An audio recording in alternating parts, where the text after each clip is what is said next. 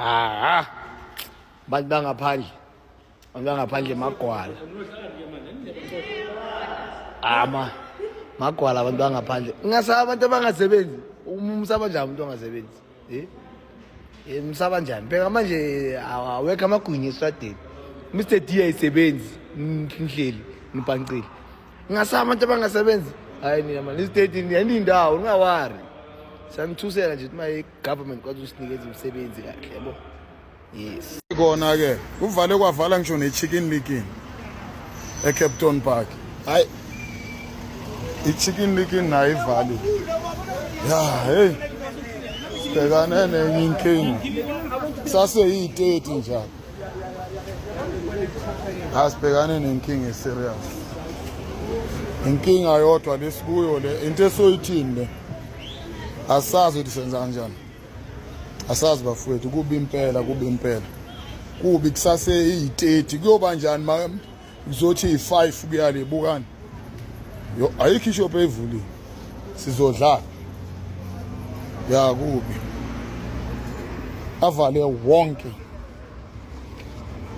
which means wonke la mashop ama foreigner ayikonakele bafowethu Capton Park ayikho ishop evulile wonke ya inkinga yodwa kusase yi30 njalo kuyoba njani makuzothi 5 kuya le bukani ayikho neyodwa ivulile ayikho neyodwa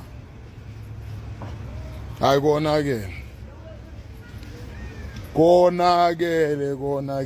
ngisho nalabo mama labathengisa ithiya la emgwaqeni abekho hayi kubi bafowethu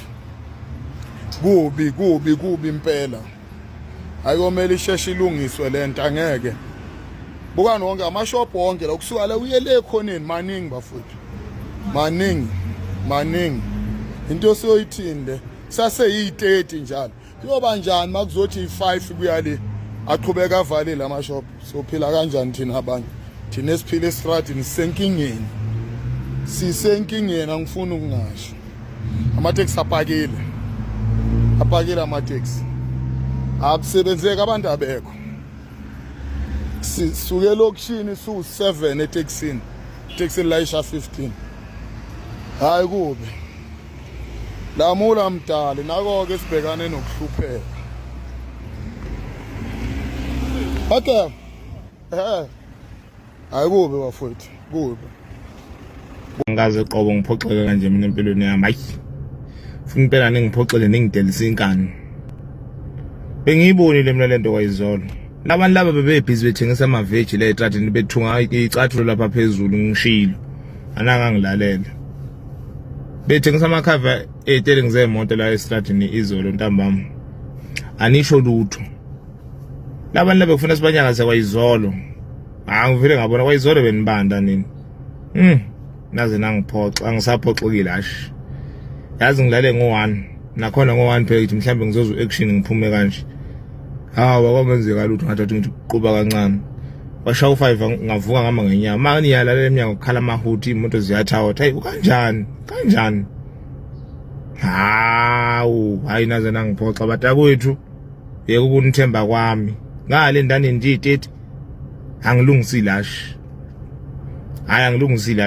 into lapha endlini ikhale ngiyibheke lapha endlini ebengiyilungiselele ngazo hayi cha ngiphoxile sengivile ngavuka ngaphuma phela mhlawumbe ngifuna ukuconfirma kahle istrategy mhlawumbe yimi ngingaboni kahle bangisendlini hawu kuthule bukani ahamba abanye babuyela kumanayisi naba abanye babelethe ingane kuyogijela emateksini ibanje lenke liyalayisha naze nangiphoxa awuhlukumezekile umoya wamashi nabe ngeke ngayibona lento kodwa ngalindane nditete ngalindaneni kunini ngilinda i30 ngithembile ngizoba nemizi yami u5.